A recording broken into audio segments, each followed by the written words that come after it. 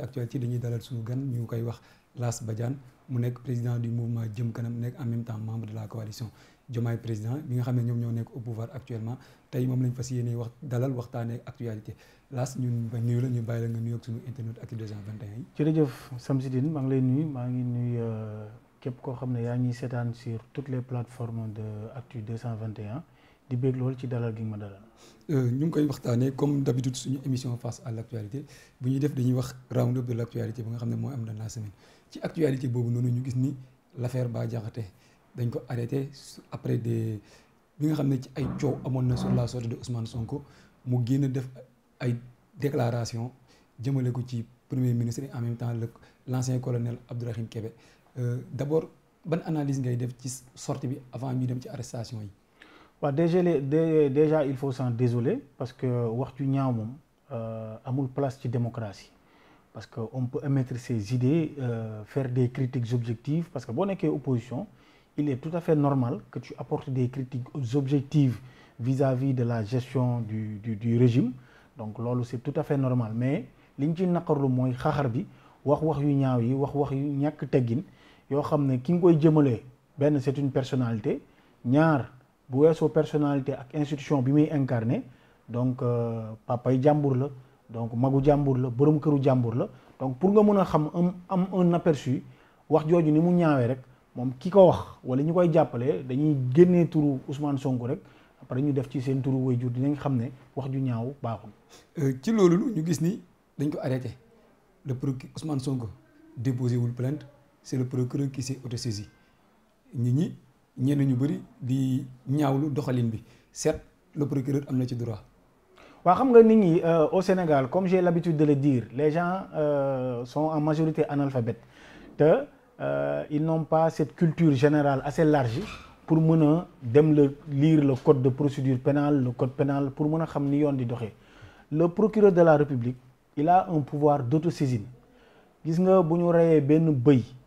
ca Fafakuro procureur de la République am na droit autosaisir de cette affaire-là pour tirer ça au clair. Donc yoon moo ko jox des pouvoirs assez larges pour mu mun a enquêter pour mu mun a convoquer jël les autorités judiciaires c'est-à-dire la police la gendarmerie ne leen dem leen saytul ma lii defal ma ci enquête transmettre ma ay rapport pour ma xam lan la wundu donc le procureur de la République c'est tout à fait normal bu gisee dara nga xam ne une affaire qui trouble l'ordre public wala mu am un meurtre un assassinat wala accident wala lu mu mënta doon dans le domaine public mu def autosaisine saytu ko mais loolu la def dans cette affaire là parce que ñi gis nañ ne ay wax yu ñaaw la jëmale ko ci une personne qui incarne une institution la primature donc mu nekk ay wax yoo xam ne wax yu ñàkk teggin la donc procureur am na ci droit woo le mise en cause wax autorités yi la police judiciaire nañ ko déglu ñu def enquête ba yoon moo xam lan la def wala deful. mais suñu gisee ñenn ñi comme su ñu waxee ñooñu dañ ne le procureur moo mbay mbir mi dayoo bu mu amul woon su autosaisir woon si mbir mi du yegg fii cooli du mel ni parce que waa ji def na vidéo ñu bëri gisuñu ko mais il a fallu que ñu arrêté ko rek mu am ampleur bu rëy bii nii. waaw non parce que nit ñi ils ont tendance à se victimiser wu nee naa la waa jooju di tuddee boppam activiste li mu wax Ousmane Sonko le premier ministre Ousmane Sonko ku mu ko waxoon sa wéjur wala sa mbokk yow doo xaar procureur autosaisir yow yaay dem porter plainte je rappelle que moom xeetu wax yu mel noonu wax na ko le journaliste Babacar Fall bu nekk à la RFM le directeur de la rédaction de la RFM mu porté ko plainte depuis 5 mois te ba tey dégluwuñ ko parce que ce qui s'est passé mooy yoon wi ni mu doon doxee mooy moom mi nga xam ne da doon xaxar nit ñi di leen wax yu ñaaw di leen saaga di xotti seen warma dafa bokkoon ci nguur gi fi nekkoon ñu ko daan jàppale ba tax na lépp lu mu mën a xaxar wala mu wax ko ci lu ñaaw mais duñ ko convoqué boo déposé plainte sax duñ la faale mais comme le président de la République Bassirou Diomaye Faye dafa woote transparence dans la gestion du pays c'est-à-dire mu am ku ci nekk wàll wi nga am mooy justice day def liggéeyam pouvoir exécutif dem liggéeyam pouvoir législatif mooy le parlement def liggéeyam donc waa ji wax na ay wax procureur def na autosaisine dem na wax la police judiciaire nañ ko woowlu mu ñëw ñu ngi koy déglu maintenant nag il appartient à la famille judiciaire à la police judiciaire et le parquet ñu xool lan la ñuy réserver ci affaire boobu. bu ñu gisee ci mbir mi bu ñu ko jàppee aussitôt des responsables de la coalition Benno Bokk Yaakaar dañu ñëw en bouclier di ko défendre parce que ñoom dañu jàpp ni ki mu ko wax na lu ëpp lii ci njiitu réew bi fi nekkoon ci li ñu waxee ñoom te dara fekk ko ci donc moo tax tey ñoom ñu jàppal ko tànk même si doon de ko ñoom bu njëkk bu ñuy jàpp waa Pastef yi nga xam ne dañ doon def mbir yooyu noonu ñoom dañ doon tàccu di ko ñaawlu di wax nit ñi waruñu leen défendre parce que ñi ay contre-valeur la ñuy joxe te kuy joxe contre-valeur kenn waru ko défendre tey ñoom ñoo ñëw di défendre ñii. xam nga waa APR responsable APR yi dañoo ñàkk jom. ba pare dañuy fàtte ne yàggul dara ay weer ci ginnaaw jàpp nañ fi nit ci seen nguur jàpp nañ fi nit koo xam ne émoticône la def ci page Facebook am reetaan émoticône reetaan ñu jàpp ko dig jàpp ko ñu mandat dépôt ko dossier am dem instruction reetaan am na ci koo xam ne dafa bind focus jigéen ñu jël ko mandat dépôt ko yóbbu ko dossier instruction mu def fa 16 mois donc waa APR ils n'ont aucune leçon de morale à donner aux dirigeants de ce pays là ñoom li ñu war a def mooy ñu waajal seen bopp xam ne ils ont pillé le pays nee naa la seen militant boobu wax yu ñaaw yooyu ils disent qu'ils le soutiennent sur tous les plans ils n'ont qu'à réitérer les mêmes propos que waa ji ñu xool ndax dinañ fanaan seen kër nous sommes dans un état de droit nee naa la en démocratie la critique elle est normale elle est présente c'est une chose normale képp koo xam ne da nga nekk un homme public donc tu dois être ouvert aux critiques maintenant critique ne veut pas dire des propos haineux critique ne veut pas dire des propos acerbes critique ne veut pas dire des insultes la délation des calomnies di xotti warma wala la diffusion de fausses nouvelles waa responsable APR yooyu ñoom ñooy manipuler les jeunes te man booy APR yi maa ngi leen di jox conseil gis nga kuñ ci envoyé xaalis ci système d'envoi xaalis yi ay 20 000 ak 30 000 parce que tabaski baa ngi nii parce que ñoom dañoo ndóol yoruñu dara duñu liggéey ñàkk jom amuñu formation politique politicienne lañ jàpp ne moo mën a doxal seen àdduna durant 12 ans ñu leen di nax di leen envoyé ay weccet ñuy nekk ci rajo yeeg télé yi di xaxar nit ñi et ñu dem jàngi uti formation uti liggéey mën a teral seen waajur teral seen i njaboot ñuy ñàkk jom di topp responsable APR yi nga xam ne sàcc nañ alalu réew mi tabax nañ ci ay kër te ñoom jeunes yooyu fi mu toll nii ils sont en sursis dara yoruñu ko parce que liggéey bu baax sax mënuñu leen ko jox ay contrat précaire lañ leen doon joxal précaire et révocable donc kuñ ci sacrifié jox la xaalis pour nga génn di xaxar ci kaso bi ngay fanaan te responsable yooyu s'ils sont assez courageux li seen militant boobu kooku ñuy woowee activiste li mu wax ñoom nañ toog ci un média public ci rajo wala ci site internet bi wala ci télé ils n'ont qu'à réitérer les mêmes propos ñu xool ndax yoon dina def liggéeyam wala yoon du def liggéeyam. non mais ñoom xam nga ni duñu taxaw ci plateau di réitérer les mêmes propos c'est juste que. mais nee nañ dañ koy soutenir. nee nañ waa ji li mu wax dara newu ci. nee nañ ko wax ay Abdou Mbow yooyu. nañ wax li waa ji wax tous ces responsables qui sont derrière ce type là ils n'ont qu'à répéter les mêmes mots que lui nañu xool ndax dinañ fanaan seen kër réew mi état de droit la yor lañ nekk gis nga président de la République Bassirou Diomaye Faye yoon mais démb le ministre conseiller Ousseynou Ly le porte-parole de la présidence que je salue au passage démb mi ngi initier une plateforme boo xam ne dañoo war a jubbanti ni justice di doxee démb donc en prélude du dialogue national initié par le président de la République qui aura lieu le 28 mai pour nit ñi askan wi ñu mën leen gën a jubale ak les acteurs de la justice parce que dafa am benn confiance bu dagg diggante la population et les acteurs de la justice mais da nga koy gis nit am xaalis sàcc ay milliards am doole buñ ko convoqué justice du dem parce que nguur gi fi nekkoon moo ko doon jàppal tànk yow nga nekk néew di doole ñu jàppee la benn cornetu yamba wala nga sàcc téléphone bu 7000 wala nga sàcc ginaar ñu jàpp la mandat dépôt la tëj la 10 ans wala tëj la 2 ans pour kan équilibre boobu ak équité boobu amul woon ci jamono yi ñu passé ci diggante borom doole ñi ñuy woowee borom doole borom xaalis yi nga xam ne ay malfaiteurs lañ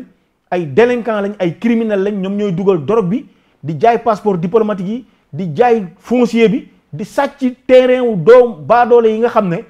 seen terrain yi dañ ko donné ci seen maam ñu jël ko di ko jaay di leen jaay dooleen di leen bundu xatal te kenn du leen woo te néew di doole yi nga xam ne dañoo nekk ci réew mi Dakar Thiès waaw loolu nag la ñu war a dindi moo tax ñun ñu wootee jubbanti parce que la woon dafa won ni fii nu toll nii ku la yoboo sax ci njub yàlla nañ ci yàlla saxal képp koo xam ne def nga naka su dul noonu yoonu président Diomaye Faye newu ci yoonu premier ministre newu ci yoonu ministre de la justice newu fi les acteurs de la justice ñi nga xam ne ñoom lañ dox pouvoir lu yoon wax danañ ko def képp koo xam ne def nga lu deful danañ la woo ak ndombal tànk boo mën a am nga bokk ci ñun wala bokkoo ci ñun donc yoon noonu lay doxee. ñu gis ni tamit ci biir semaine bi semaine bële passé dafa am coow lu judd ci discours Ousmane Sonko ci l'homosexualité ñu gis l'opposition actuelle di rappeler que ni nit ñi mu coow bu mu amee ñu rappeler que ni lu Ousmane Sonko wax pratiquement moo raw sax lu Macky Sall waxoon te pourtant nit ñi génnuñu ci ñaawlu ko yenn ñaawlu yi mais ni ñu koy jàppale tànk Ousmane Sonko ci mbir moomu noonu est-ce que Ousmane Sonko prêté wul le flanc ci côté boobu. xam nga malheureusement ñun yàlla daf ñoo nattu durant ces dernières décennies parce que le régime de l'APR ñëpp gis nañ ko il était composé tellement de cancre tellement d'analphabètes tellement d'idiots yi nga xam ne dégguñu tubaab le premier ministre Ousmane Sonko ba mu nekkee salle UCAD 2 il y était en tant que président du parti Pastef benn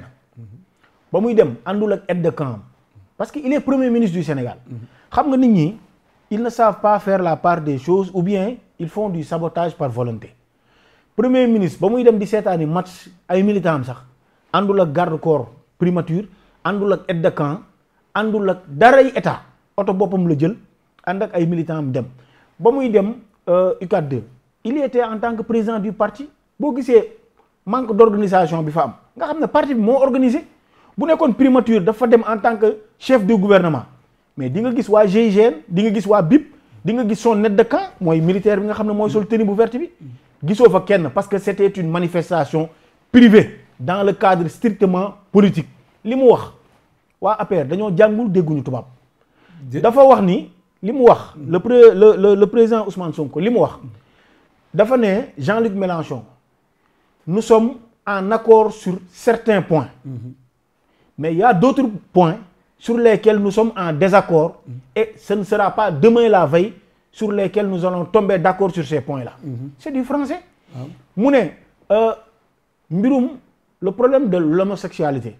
c'est-à-dire en Occident particulièrement en France ils ont leurs lois ils ont leurs traditions ils ont leurs coutumes que nous avons l'obligation de respecter parce que nee na moom en tant que polygame France nanguwul polygamie mais moom bu waree dem France dina fa dem ànd ak ñaari jeegam mais li muy wax les Africains les Sénégalais en particulier que bu ñu demee ci dëkk boo xam ne dafa am ay lois yu leen régir qu'on respecte les us et coutumes les lois et les traditions de ce pays au même moment de la même manière que nous devons respecter les traditions de ces pays occidentaux de la même manière que ces pays aussi doivent respecter nos traditions nos croyances et nos coutumes moo tax mu wax ne mbirum góor jigéen mbirum homosexualité fii góor jigéen lañ koy wax ne ko Occident ni ñu ko bëgg a imposer par la propagande ce problème risque d'être un casus belli c'est un mot latin xam nga waa APR ñi ci am bac bu dëgër sax bariwul on a nommé des ministres qui n'ont pas le BFM on a nommé des directeurs généraux qui n'ont pas la licence ou bien le master waa APR ñoo dàq trafiquer CV casus belli c'est un mot dérivé du latin c'est un mot latin buy wan ne casus belli xam nga mooy lan mooy loo xam ne mun na mooy précéder une guerre mu ne le problème de l'homosexualité Occident nii mu ñu ko bëgg a imposer par une propagande assidue parce que premier ministre Ousmane Sonko le président Ousmane Sonko mi ngi ciy wax ni dañ koy def sax ci ay financement yi di la ko bëgg a imposer si tu n'es pas assez intelligent da ngay jël financement yi alors que ci biir contenu bi dañ lay wax ne la loolu da nga ko war a nangu nee na loolu duñ ko nangu donc mais ñoom suñu nanguwul finance moom dafa taxaw ne duñu nangu financement yooyu noonu mais yan bu yàggee non xam nga non financement yi dafa bari xam nga dafa am nous sommes dans le cadre de la mondialisation yi nga xam ne dafa am des lobbies très puissants des lobbies d'affaires yi nga xam ne dañoo nekk dans des yor ay multinationales nekk dans l'industrialisation dañuy ñëw ci sa dëkk buñ la bëggee financer dañuy naan éducation la ñuy financer mais yow boo ñëwee nga ne da nga bëgg Sénégal fi mu toll nii mi ngi l'État du Sénégal mi ngi war a amel les gens qui sont dans le secteur du BTP plus de 300 milliards. yow boo ñuy financé ñu ne la ñun dañoo bëgg nga jox ñu financement pour ñu mën a wàññi bor bi comme premier ministre ni mu fayee boru les producteurs agricoles de 2021 2022 2023 ñoom financiers yi nee nañ déedéet partenaires techniques yi financiers yi nee nañ déedéet dañ lay financer éducation pour nga wax xale yi nan la ñuy séyee ñu jàngal leen ko def ko seeni manuel scolaire boo nekkee ngaaka nga nangu ko mais tu es obligé parce que des conventions lorsque tu les signes tu es obligé de les respecter moo tax it yor état dafa laaj anticipation ak discernement ni ko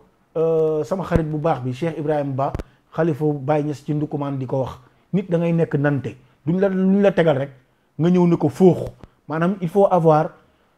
l'œil vigilant parce que financement yooyu dañuy ñëw ay dans le cadre des ONG dans le cadre des partenariats ñëw di la ko jox te boo deful attention dinañ la tegal ndëgg sërëx boo xam ne mais moom mooy lor sa njaboot. mais bu ñu gisee foofu noonu ñenn ñi li ñuy reprocher Ousmane Sonko mooy dafa waxoon ni bis bu nekkee président da koy criminaliser donc est-ce que en tant que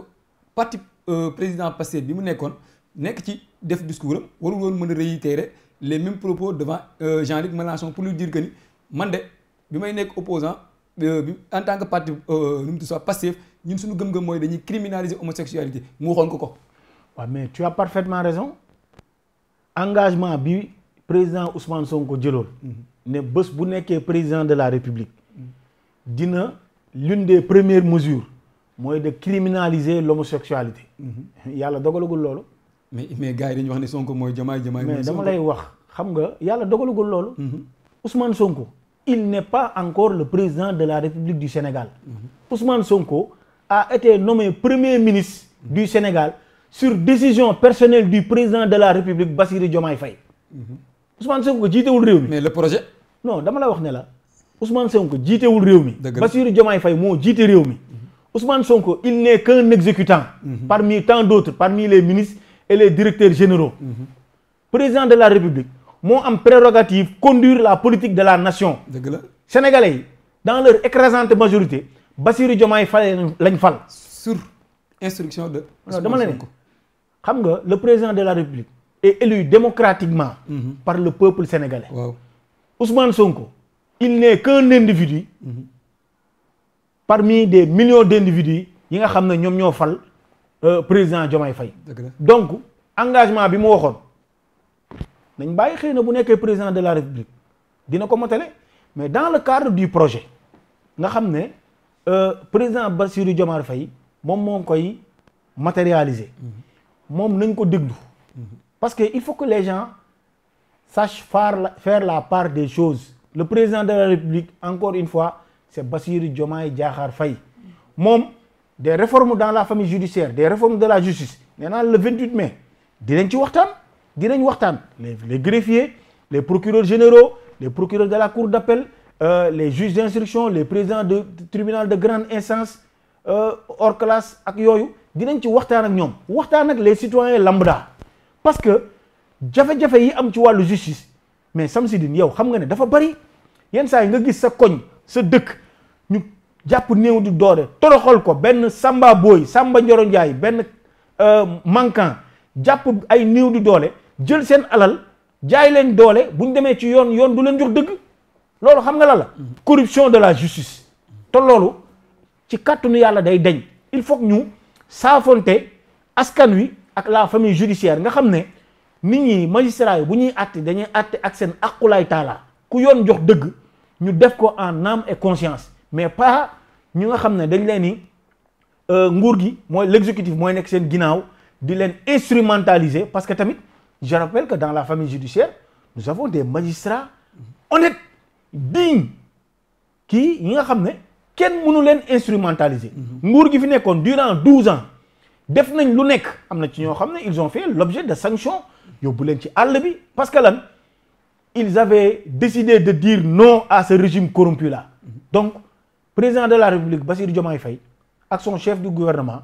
avec le ministre de la justice dañoo bëgg dajale la famille judiciaire ak les citoyens du Sénégal waxtaan ak ñoom pour apporter des réformes profondes dans la justice. ñu dem ci la gestion du pouvoir actuel coow li mu ngi bëgg a bëri waa APR génn nañ nu mu tudd sax la coordination le président de la coordination des cadres de l'APR muy Abdoulaye Diouf Sarr ak ses camarades ñu def conférence de presse démb génn wax ni nañ dimbali Bassirou Diomaye Faye mu génn ci emprise Ousmane Sonko ki nga xam ne moom moo nekk un président de fait alors que sénégalais yi faluñu ko. xam nga mooy ñooñu di wax seen bopp cadre. nee naa la ñu ci bari amuñu bac. déet dama lay jox exemple man lépp lu may wax. du ay tuuma. ci dalil laa koy teg. jàpp ñu fi un faux médecin. bu ànd ak Diouf Sarr boobu. Diouf Sarr nekk président des cadres APR. jàpp ñu fa un faux médecin bu bokk ci moom. mi ngi ci kaso bi doon faj ay nit di leen lor am na ci ñoo xam ne moo leen yóbbu laa bi siina est-ce que ñooñu seen parole am na valeur il faut qu'on apprenne à se respecter ba pare yabaate ak ñàkk respecter sénégalais yi weesul nga naan le président de la république élu démocratiquement par le peuple sénégalais c'est un président de fait wax naa la ko sànq le président de la république il ne s'appelle pas Ousmane Sonko il s'appelle Bassirou Diomaye Diakhar Faye nañu respecter les institutions et les personnes qui les incarnent sénégalais yi Bassirou Diomaye Faye lañ jël photom dugal ko ci seeni l'enveloppe moom lañ fal moom mooy doxal de ku mu neex mu fal la ku mu neex mu dàq la donc ñoom nañu uti yeneen argument man j'aurais bien aimé qu'on assiste à un débat très élevé d'idées à un débat scientifique parce que régime yi fi jógee que ce soit Abdoulaye Wade Macky Sall dañoo wàccee débat bi yóbbu ko des débats de caniveau mais dañ war nañu waxtaan ci économie sociale et solidaire war nañu mën a waxtaan yéen seen site bii dafa war a bokk ci économie numérique état bi bu jëlee ay jumtukaay yu mat war na mën a xam ne nous sommes à l'ère de la digitalisation l'économie numérique mais c'est un domaine qui englobe des centaines de milliards te loolu ay niche la yoo xam ne état bi maanaam jàpp guñ ci tànk te loolu ñu ngi ciy dox donc waa APR yi responsable yi li ñu leen di xaar mooy qu'ils apportent de la plus-value ñun xam nañ sax amuñu ko parce que seen jàng soriwul. mais ñoom it mais nañu critiquer mënu leen bañal tamit ñu def ay critiques. par rapport ak seen gis-gis. nee naa la ñoom jàpp nañ ni Ousmane Sonko mooy doxal loolu seen. gis-gis waaye waxuñu dëgg li ñuy wax ay waxu kasaw la. nee naa la Ousmane Sonko n'est qu'un exécutant parmi les dizaines et des dizaines de collaborateurs du président de la République Bassirou Diomaye Faye tamit nañu respecter la constitution le président s'appelle Bassirou Diomaye Faye.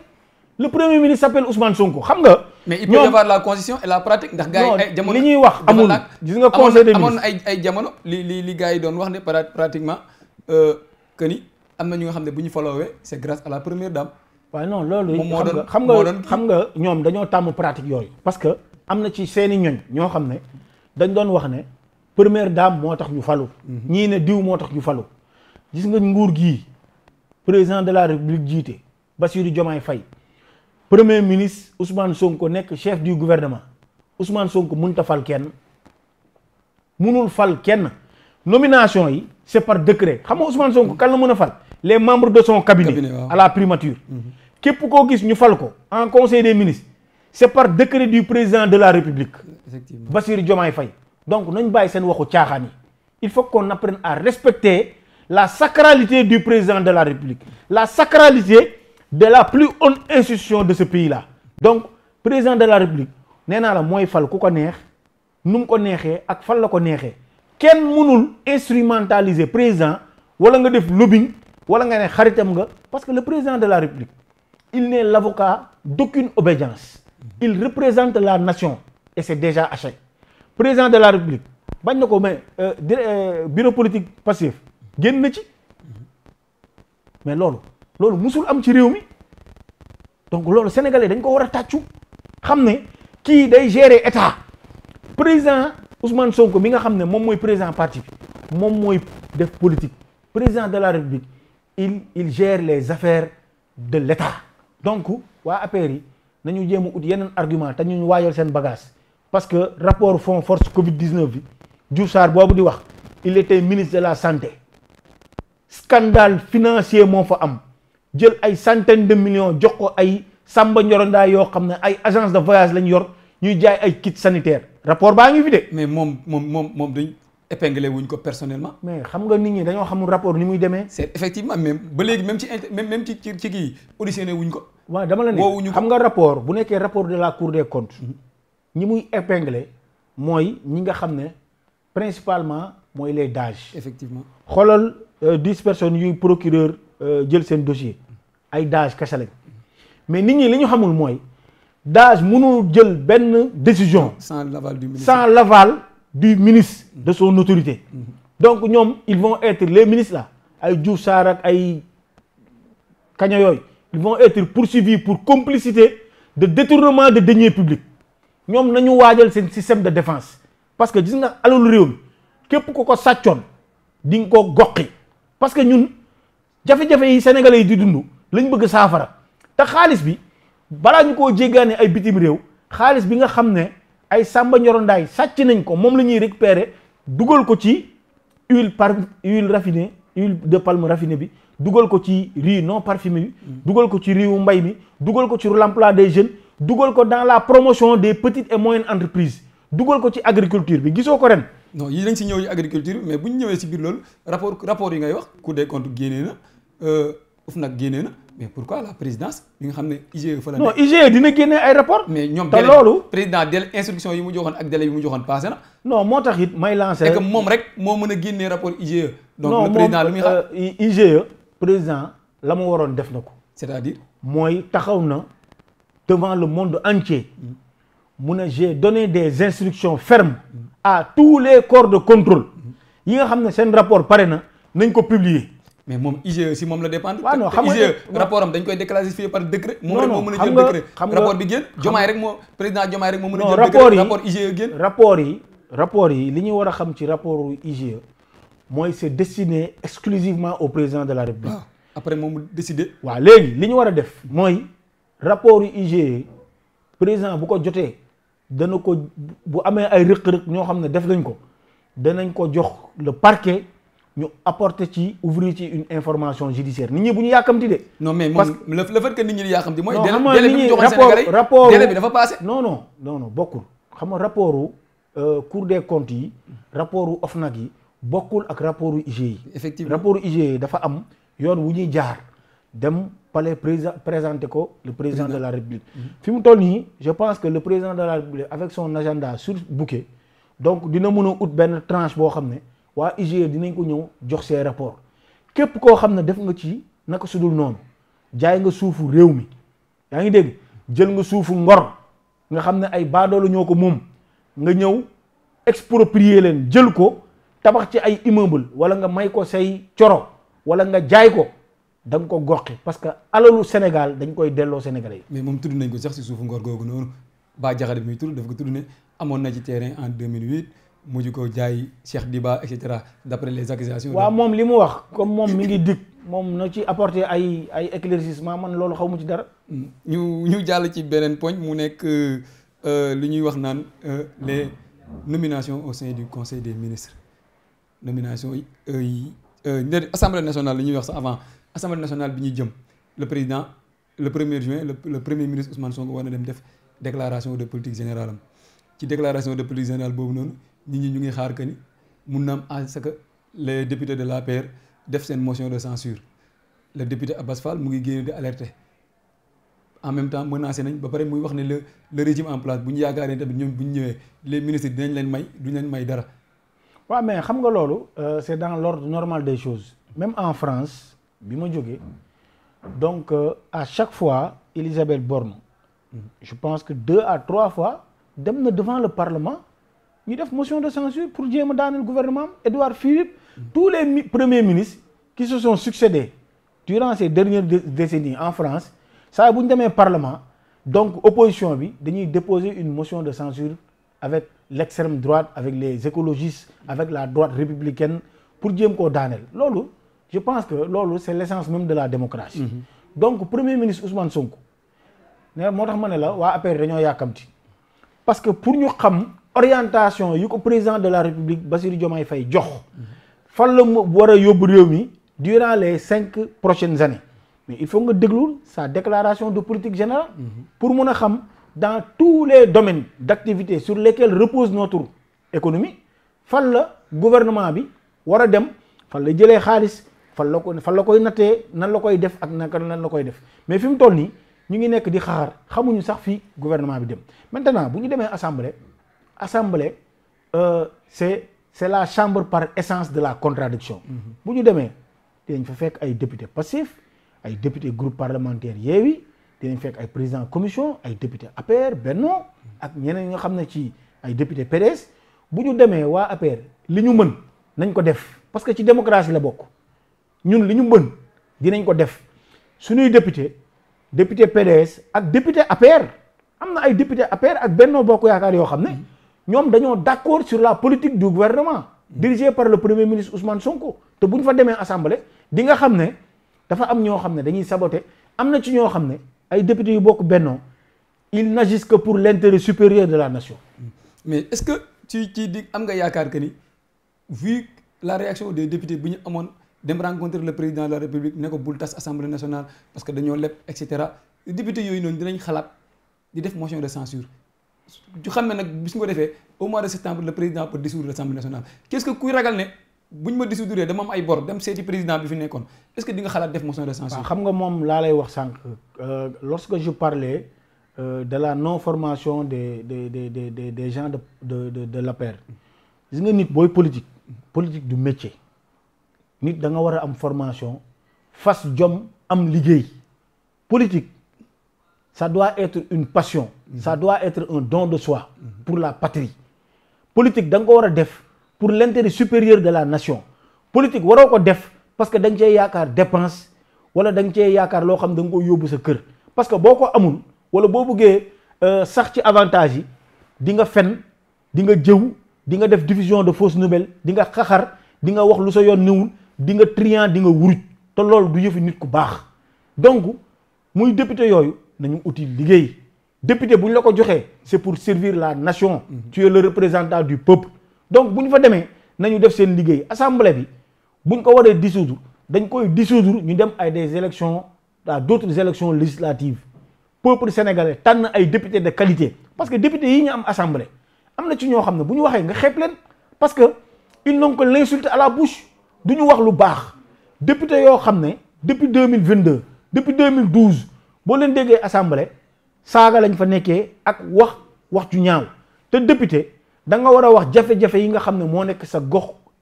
ak sa dëkk député da nga war a wax naqar yi nga xam ne askanu Sénégal biir réew mi ak bitim réew ñu ngi koy jonkanteel député waroo yam foofu da nga war a apporter des propositions concrètes ci ministres yi nga xam ne dañ fay jaar ci premier ministre bi pour wax leen ne lii ak lii boo leen ko defee dina apporter une plus-value dans le développement du pays waaye député yoo xam ne maanaam di teesante di xaxarante di saagante je pense que ñooñu amuñu seen place assemblée nationale. mais bu ñu gisee tamit est-ce que tas assemblée bi pour que ñu am majorité mécanique jar na tas. waaw non xam nga tamit un pouvoir exécutif n'est fort que lorsqu'il est adossé à une majorité parlementaire suñu système démocratique ñi mu demee pour nga voter des projets de loi parce que projet de loi mais dossier bi ma la wax sànq yaa ngi koy wax pour criminaliser l'homosexualité nous on a besoin d'une majorité à l'Assemblée parce que je rappelle que yàggul dara député opposition député passif jël nañ benn proposition de loi yóbbu ko à l'Assemblée nationale waa Benno bañ. ñoom dañoo gis ni dañoo jàpp ni homosexualité. waa léegi ñu ngi koy sanctionner Sénégal amul benn problème. waa léegi ñun bu ñu jëlee benn projet de loi premier ministre bu jëlee projet de loi jox ko le ministre de la justice ñu yóbbu ko pour ñu criminaliser l'homosexualité waa APR ak waa Benno duñ ko voté. boobu ñu am affaire ak sénégalais. non def nañ ko daaw ku ko def daaw kay. mais boobu dañoo yoroon majorité boobu ñoom ñoo nekkoon ci nguur. mais bii baa nekkuñu ci nguur mais ba tey ñoom ñoo yor majorité de ñu yoruñu majorité. boobu dama ne ñoom ñoo nekkoon ci nguur. waaw mais ba tey xam nga yor majorité ak nekk ci nguur bokkul. baax na ba tey à l'Assemblée c'est eux qui sont majoritaires. effectivement ba tey bu ñu fa yóbbee projet de loi ñoom bu ñu ëppee li ñu voté ci ñoom bu ñu ëppee projet de loi bi du jàll. moo tax it pour faire voter nos projets de loi qui consistent à alléger la souffrance des Sénégalais qui consistent à donner un bien-être aux Sénégalais les plus précaires qui sont aussi bien dans les capitales urbaines que dans le monde rural mais gis nga ko baykat yi ni ñuy sonnee sàmmkat yi ni ñuy sonnee le vol du bétail constitue un fléau yoo xam ne président de la République jox na des instructions au premier ministre. suñu gisee foofu noonu suñuy wax sànq assemblée nationale bi et pourtant yàggul en 2021 c'est opposition actuelle bi ne bi nu mu tudd sa pouvoir régime bi nekk actuel moo doon demander à ce que ñu bañ a jox Benno Bokk Yaakaar majorité assemblée nationale parce que dañ jàpp ne suñ ko joxee majorité assemblée nationale que ni liggéey bi ci war duñ ko def ay majorité mécanique la ñu am. xam nga lu tax tamit yéen. xam nga ngeen soxla ren. waaw xam nga lu tax ngeen soxla majorité alors que ngeen bañaloon ko waa Benno. dinaa la expliquer la différence. La différence réside dans le fait de la qualité des intervenants, de la qualité des députés qui siègent à l'Assemblée nationale. mais loolu xoolal mais est-ce que. mais xoolal je vous donne un exemple. Il n'y a pas photo. Tu prends l'exemple du député Abass Fall qui fait des propositions concrètes. Tu prends l'exemple du député Mohamed Guy Marius Sagna qui donne des propositions concrètes. Ministre bu fa jaar mu jox la des propositions ministre bu fa jaar même le premier ministre sortant mu wax la jafe-jafe yi nga xam ne sénégalais yi ñu ngi koy dund. nga jël le député Cheikh Thioro Mbacké le vice-président du groupe parlementaire nga jël les députés de Pastef et certains députés de Yewwi nga xam ne ils apportent de la plus-value dans le débat public donc ñooñu bu ñu nekkee majorité à l'Assemblée nationale liggéey bi ñu nekkoon la ñuy nekk xam nga ñun force bi ñu am ci suñu régime mooy député yi mais Mohamed Guy Marius Sagna que je salue au passage xam ne ñoo nekk Grand Yoff mais nguur gi ba mu faloo ba tey est-ce que da nga gis liggéey bi mu doon def ndax da koo bàyyi wala da koo continuer. mu ngi ci ba léegi. ba tey mi ngi critiquer l'action gouvernementale. Effectivement. ba tey il donne des propositions au ministre. ba tey mi ngi alerter sur les difficultés que vivent certains Sénégalais. À Dakar à Thiès à Kédougou à Tamba à Ziguinchor à Kolda et ainsi de suite donc loolu mooy avoir un esprit patriotique et républicain moo tax it nous avons besoin de cette majorité-là à l'Assemblée nationale pour nous permettre de faire voter des projets de loi yi nga xam ne day jariñ askan wi mais pas voter ay projets de loi parce que ñun doo ñu gis mukk ba suñu régime jeex ci kàttanu yàlla duñu voter des projets de loi yi nga xam ne c'est pour mater la population wala pour sàcc seen alal wala pour créer des paradis fiscaux déedéet projet de loi yi ñuy voter lépp pour jariñ askan wi la et je pense que sénégalais ils en sont conscients c'est pourquoi inchallah donc l'impératif c'est de dissoudre cette assemblée et aller vers d'autres élections législatives qui va nous permettre d'avoir une large majorité pour accompagner le président de la République. mais bu ñu gisee ci comme ni nga ko doon waxee nii dissoudre assemblée nationale boobu noonu war a demaat bu ñu jógee ci période électorale bu jur coow yàggut ñu war a demaat campagne électorale. non campagne bi du yàgg xam nga li gën mooy xam nga le président de la République Bassirou Diomaye Faye je ne trahis pas un secret mais après dina ko wax parce que avec son premier ministre waxtaan nañ pour élection yi ni muy baree Sénégal dañ koo war a synthétiser te gis nga bu ñuy fixé waat la date des législatives donc parce que dañuy jóge ci présidentielle dem ci législative pare dem ci élection locale pare dem ci élection au conseil des collectivités territoriales yooyu day disparaître après. waaw xam nga yooyu les élections nous coûtent excessivement cher te premier ministre wax na ko ci conseil des ministres mais démocratie amul prix amul coût. waaw mais tamit il faut rationaliser les dépenses de l'État. waaw parce que le président de la République en conseil des ministres avant-hier a donné des instructions au premier ministre pour la rationalisation des dépenses de l'administration et de l'État. élection yi nga xam ne élection Samba Ndioro-Ndaye la maanaam day c'est un gouffre financier te loolu nee naa la ñun am nañ ay niche xam nañ fan la ñu war a jëlee xaalis parce que jaabaa jonge bi dafa bari ci réew mi te xaalis boobu ñi nga xam ne dañ ko doon yàq ci ay élection ci ay institutions budgétivores yooyu yëpp dañ koy dindi jëlal alal boobu qui constitue des dizaines et des dizaines de milliards dugal ko ci nga xam ne ci jafe-jafe sénégalais yi ndax fii ak 5 ans sénégalais yi li ñu doon jooy daaw ak daawati géej dootuñu ko jooy ndax dañ leen bëggal yorin wu ñoŋ Sénégal bu prospère incha allah. ñu gis ni nomination yi en conseil des ministres appel à candidature certains postes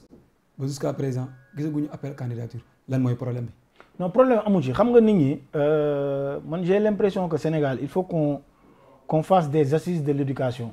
des assises de la compréhension pour permettre à certains de mieux comprendre le français parce que nous avons des gens qui traînent des lacunes en français ñun dans le projet on a dit que qu'on fera un appel à candidature pour certains postes.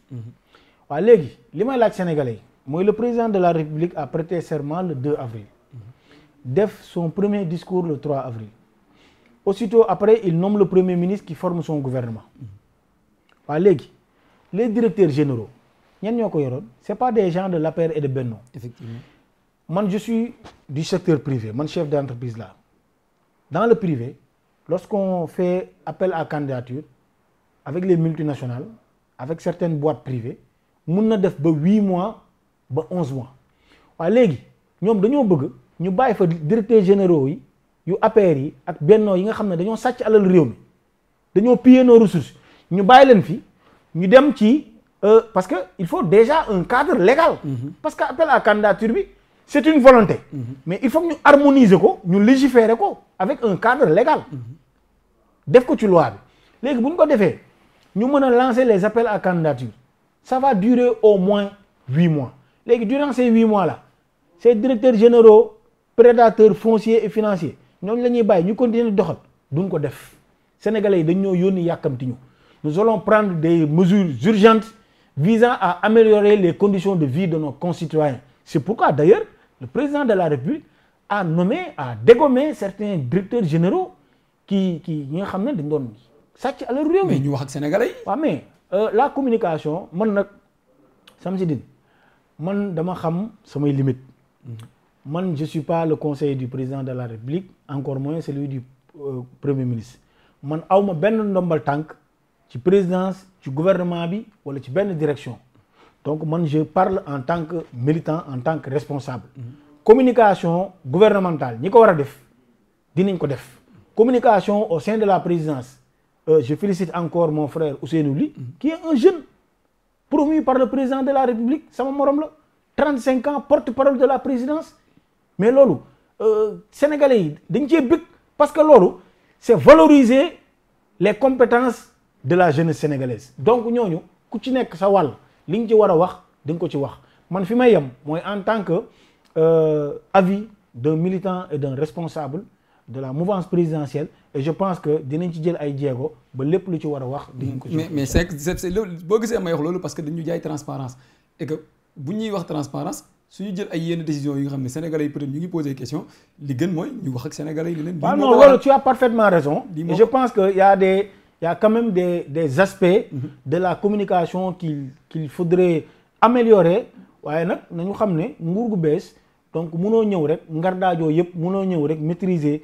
toutes les chaînes de la coordination am na ci ay aspects yoo xam ne dinañ ko jooyanti et je pense qu'il faut les féliciter et les encourager donc ils ont nommé des gens à des postes et des gens compétents yi nga xam ne aussi bien au sein du gouvernement qu'au sein de la présidence ils feront le job te incha allah donc lépp lu ci war je pense que dinañ ko coordonner dinañ wax ak sénégalais yi comme démb ni ñu ko defee avec la plateforme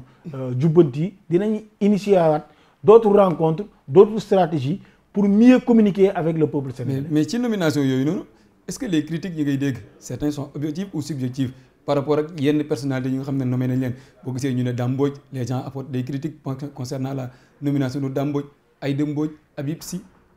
Cheikh Omar Diagne peut-être boobu on peut comprendre yooyu noonu est-ce que les critiques yi ngay jàpp c'est objectif ou c'est subjectif. waaw xam nga dans une démocratie man Lass Badiane je suis très ouvert aux critiques man j'ai l'esprit libre je suis très ouvert aux critiques ñi koy wax am nañ droit apporter des critiques am nañ droit ne diw waruñu ko woon fal am nañ droit ne diw fi ñu ko fal mënu ko loolu c'est leur droit le plus absolu. mais c'est parce que Ousmane Sonko moo waxoon moom laa lay waaw dama lay wax ne la gis nga nomination mi ngi émaner de la confiance du président de la République président de la République moom mooy xool au-delà de tes compétences moom mooy xool fu mu neex mu fal la fa te du tàggu ma Samba du tàggu ma Demba. parce que peuple sénégalais moom kese lañu wóolu parce que j'en profite pour wax les jeunes de Pastef de la coalition Diomaye nañu xam ne du question da nga ànd ak nit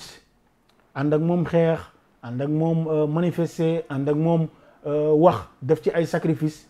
ba par la force daf laa war a fal wala ngay xaar ne daf laa war a fal wala ngay génn. mais di ñoom kaas Sonko waxoon na leen ko. waaw non dama lay wax. Sonko waxoon na leen ko ni. non ànd ak ñun ci projet bi taxul nga fal. waaw non li premier ministre Ousmane Sonko wax moom laay fàttali. damay fàttali képp koo xam ne da nga bokk Pastef wala nga bokk coalition Diomaye. c'est pas parce que da nga faa bokk da ngaa xeex da ngaa def nangam da nga cee dugal sa xaalis da nga faa def sa énergie da nga faa def sa doole ak sa courage ba da ngay exiger pour ñu fal la. askanu Sénégal président de la République Bassirou Diomaye Faye lañ fal moom kase moom dong moo am sañ-sañ fal ku ko neex donc li ma leen di wax mooy nañu continuer liggéey bi jàppale président de la République parce que nit ki boo ko jàppalee ba mu falu maanaam doo toog senge yaayu. beneen bi mooy c'était juste une parenthèse mooy j'ai vu le ministre de l'éducation nationale Moustapha Mamba Guirassy dem benn forum mondial de l'éducation yóbbu le camarade Dame Mbodj loolu je pense que c'est une faute professionnelle qu'il a commise. Parce que Dame Mbodj il a été nommé directeur général SOGIP. Mais il n'a pas encore pris fonction. Non même bu jëlul fonction. Il a été nommé par décret. xam nga tamit ñun nous sommes conscients. liñ doon xeex démb. effectivement buñ ko gisee tey dañ koy xeex. parce que loolu dafa jaaduwul. Dame Mbodj il a été convié à ce forum-là à Londres en tant que syndicaliste. Je pense que c'était une faute du ministre de l'Éducation parce que Dame Mbodj il a été nommé quelques jours auparavant directeur général. Donc moom buy voyager na voyager en tant que directeur général bu SOGIP nga xam ne il a beaucoup de missions là-bas donc Moustapha Mamba Guirassy il a fait une faute professionnelle. Je pense que bu ëllëgee non xaaral ma daaneel bu ëllëgee dootu ko def parce que il y a d'autres syndicalistes beaucoup plus légitimes yoo xam ne au sein du ministère am na ci ay nit yi nga xam ne ils sont beaucoup plus légitimes dans le secteur de l'éducation. Il y a des inspecteurs de l'éducation beaucoup plus légitimes qui devraient participer à ce forum-là mais bu ñu jël Dame Mbodj man je n'ai rien contre lui mais dama lay wax ñun dañoo fal ci dëgg dañoo fal ci njub dañoo fal ci transparence bi nga doon wax moo tax may wax ne bu prochaine fois koo xam ne dañ ko fal directeur général na ko bàyyi mu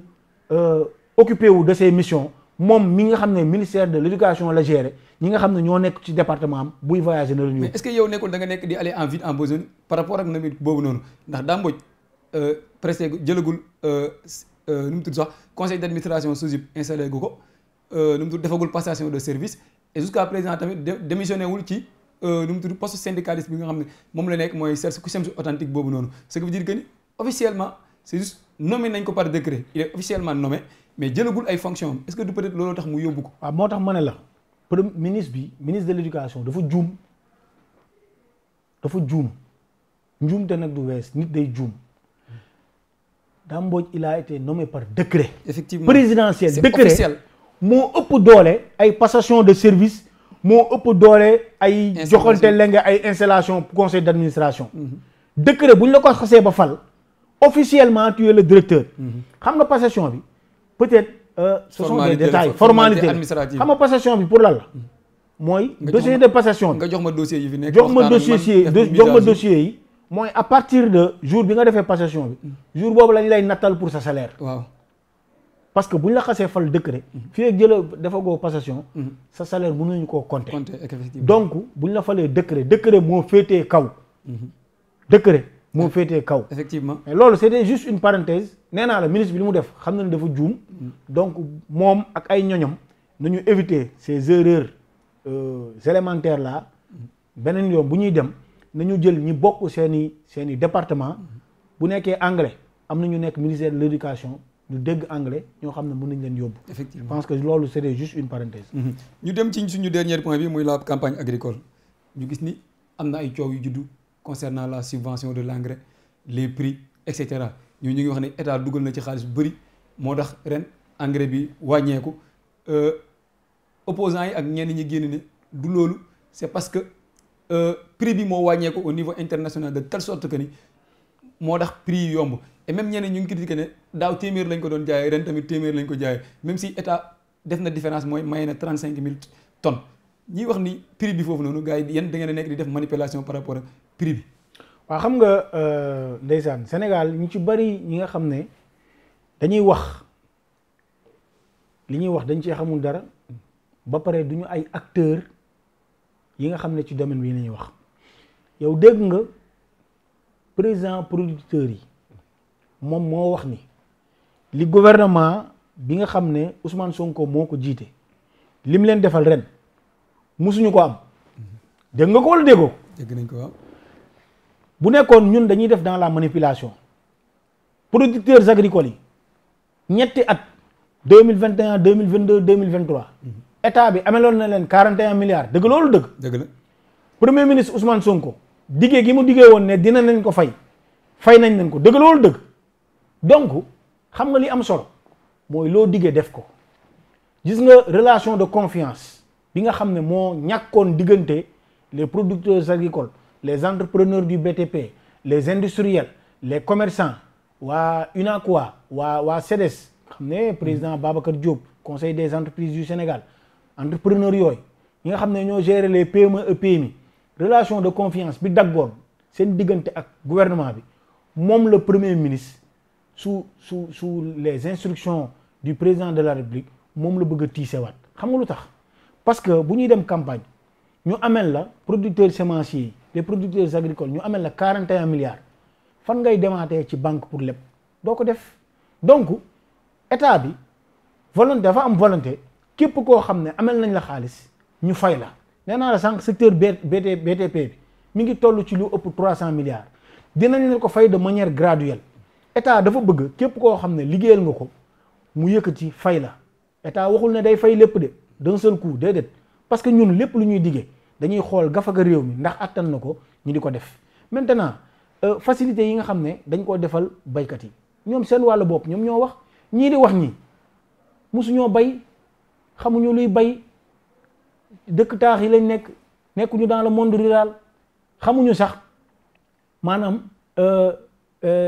gerte écrémé xamuñu sax nu mu mel ñi ngay wax yëpp mosuñoo gis engrais xamal lan lañ doon am ay bon engrais nekk café dorom nekk Kaiser ak Radisson ak téere bi ñu leen koy jox mais loolu amatul mais gisoo ba ñuy séddale engrais intermédiaire amatul yow boobu ba tey yéen ay journalistes ngeen. mais d'habitude personne dañ ne dañuy auditer affaire bi mais déggoo dañuy auditer ndax personne yu fi tur yi fa nekkoon bu ñu leen fa bàyyee bu ñu bàyyee ñenn ñi engrais bi dina dem fu mu war a dem. mais yow yéen gis ngeen ay liste. gis nañ ay GIE yoo xam ne benn nit ñu jox Ibra Ndiaye jox Ibra Naajo jox Ndiab jox Waale jox Pape Diouf ñooñu ñëpp ndekete li leen jox du pour ñoom. benn Samba Ndioro Ndiaye lañ koy jox boo xam ne am na xaalis loolu gis ngeen ko fi. waaw génne nañ ko ci internet bi. loolu moo dakk te loolu bu dakkee nit ñi ñooñu dinañ fas jom dem liggéeyi nee naa la engrais yi dañ koy jox directement baykat yi mais nous avons un secrétaire d'État boo xam ne ci wàllu mbay la. koo xam ne moom mooy jàppale le ministre de l'agriculture de l'élevage donc loolu baykat yi law la cat ñoom la ñu war a jot ñoo ngi koy jot ñu ngi jot semence certifiée ñu ngi jot engrais directement parce que dañuy créer ay pôles agricoles yi nga xam ne dañ leen di permettre maanaam intermédiaires yi nga xam ne dañuy ñëw yor seen cartable encaisser ay bons bayuñu góobuñu naafuñu déjjatewuñu xamuñu gerte xamuñu mboq xamuñu dara ñu jël bons yi di ko jaay gerte yi baykat yi di sonn saagu engrais mi ngi doon jar 35 000 man jënd naa saagu engrais daaw 50 000 donc bu ñu demee ba saagu engrais di jar 6 000 nañu gërëm yàlla sant yàlla boole ñoo ay nit yu jub muy le président de la République Bassirou Diomaye Faye ak son premier ministre tànn ay ministres yoo xam ne baykat yi lañ war a jot ñu ngi koy jot ñoom kay booy critiquer ñu ci baykat yi est-ce que semence certifiée yi jot nañ ko wala jotuñu ko est-ce que engrais yi yegg na ci ñoom wala yeggul ci ñoom su boobaa mun ngaa critiquer waaye dañoo wàññi engrais dañoo wàññi njëgu semence certifiée dañoo dindi intermédiaire yi ñoom parce que dañoo nekkoon ci lu dëng ñun ci jub lañ nekk képp koo xam ne doo baykat dinañ la dindi ci intermédiation bi te dinañ dem au delà xam nga mooy lan semence certifiée bi dinañ waxtaan ak baykat yi en mettant en place ces pôles agricoles là en relation avec ISRA parce que ISRA mënu fee nekk am ay ingénieurs agronomes ay ingénieurs sénégalais di def ay certification am ay xam-xam nekk ay nante ñu leen yóbbu ay Lausanne Suisse di leen yóbbu ay Chine di leen yóbbu États-Unis ñu fay joxe xam-xam di def ay découverte te ñun duñ leen mën a jariñoo moo taxit dinañ leen di ISRA en relation avec le ministère de l'agriculture dinañ waxtaan pour xool nji mi waa ISRA lañ koy jox te su boobaa variété yu bari dinañ ko mën a bay Sénégal pour yegg à une souveraineté alimentaire. ñu jeexalee ci tabaski bi ñu jëm xar daa doon am problème nit ñi dañuy am problème pour jënd ko dafa doon cher sénégalais di wax daaw dégg nañ sax le premier ministre bi fi nekkoon dem ba ne xar 50 000 am na. ay pëndal rek. non waxoon na ko ci li mu waxoon. ba sénégalais yi di demandé xanaa ministre bi moom demul nekkul woon ci luuma yi wala nekkul fi ñuy jaayee xar yi ren sénégalais yi ñu ngi demandé à ce que le prix xar yi accessible ndax gouvernement bi dina mën a wàññi prix yi ndax dégg nañ ministre bi mu def ay promesse ne premier ministre jox na ko instruction à ce que na mbir prix accessible ci sénégalais subventions yi yéen yi dinañ ko teggi mais est-ce que agriculture nu mu tudd sax vendeurs yi nga xam ne ñoom ñooy kii éleveurs yi dinañ mën a respecter instruction yi nga xam ne moom la ministre bi joxe parce que prix yi dafay cher trop soo demee ci kii xam nga man képp ko xam Lass Badiane xam na ne il ne mâche pas ses mots man dafa am ay jikko yoo xam ne premier ministre Ousmane Sonko ak le président de la République Diomaye dañ ko jël ci man mooy du ñu wax mukk lu ñu gëmul xam nga mbirum xar dafa am ñaari variété comme ni mu amee variété ci wàllum ceeb bi ay xaru laadum ku foog ne di nga jënd xaru laadum bu moins cher da ngay nax sa bopp. loolu du pour xaru tabaski sax dama lay wax non ku ci mel ni yow xaru laadum lay tabaskee yéen am ngeen xaalis amiin néew di doole yi ñu mel ni ñun xaru coggal la ñuy tabaskee xaru coggal yi moom la gouvernement bi di subventionné gouvernement bi digul kenn ne ay xaru laadum ay xaru bali dañ koy wàññi nit ñi boo leen wax da nga leen wax lu mën a ne da nga leen wax lu dëggu ñun néew di doole yi nga xam ne ñooy dem ci coggal gi dugg ci poussière bi jàpp ci tànk bi ñëw waxaale xar yooyu la ñuy apporter des subventions aussi bien duñu fay taxe douanière ràkkal bi dañ ko subventionné dañ leen di jox ndox duñ ko jënd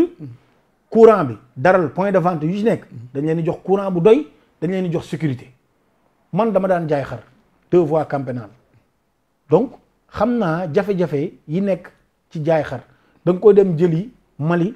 yàpp ko ci camion fay ñëw fay ñi koy indi ñëw fay ndox fay courant fay sécurité parce que dafa bari ay samba boo yoo xam ne ci tabaski bi dañuy sàcc donc loolu le gouvernement bi mën def ay subvention ci loolu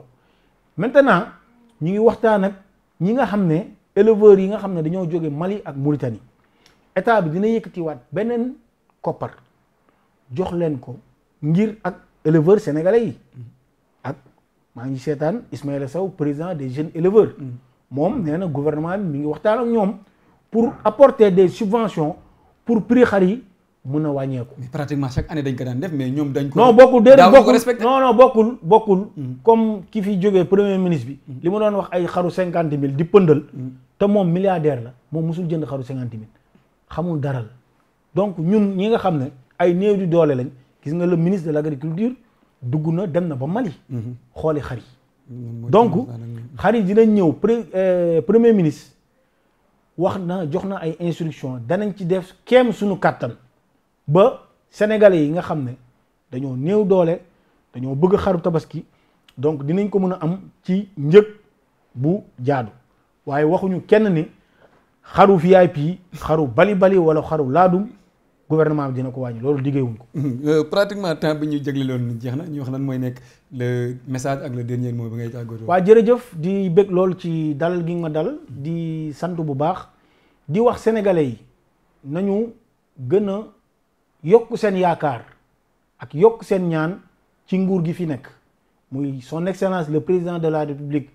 Bassirou Diomaye Faye ak le premier ministre Ousmane Sonko ak l'ensemble du gouvernement ak ñëpp ñi nga xam ne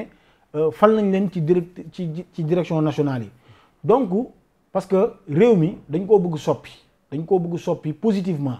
te loolu ci ndimbalu sénégalais yi ak seen ñaan ak seen njàppandal ci lañ ko mën a defee lépp loo xam ne dige woon nañ ko ak sénégalais yi ci kàttanu yàlla ak mbaaxam danañ ko def ci jub ci jubal ak ci jubbanti képp koo xam ne luubalal nga alalu réew mi dinañ la jàpp nga delloo alalu réew mi ñu delloo ko askan wi képp koo xam ne am nga yaakaar ci nguur gi nga votel ñu nga bañ ñoo votel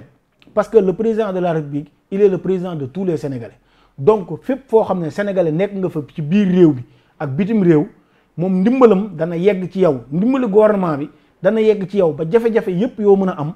incha allah ci kàttanu yàlla mënuñoo def lépp nag waaye dinañ ci def suñu kéem kàttan ba képp koo xam ne am nga jafe-jafe boo gëstoo gis état bi sa wet mu mën laa jàppale incha allah. jërëjëf Lass Badiane nga nekk président du mouvement Jëm Kanam nekk en même temps membre de la coalition Diomaye président peut-être beneen yoon bu la invité dinañ mën a waxtaan ci sa mouvement Jëm Kanam bi. peut-être incha allah jërëjëf élection législative yi nga xam ne mu ngi ñëw Jëm Kanam ak locales yi nga xam ne dina am fii ak 2 ou 3 ans si kanam incha allah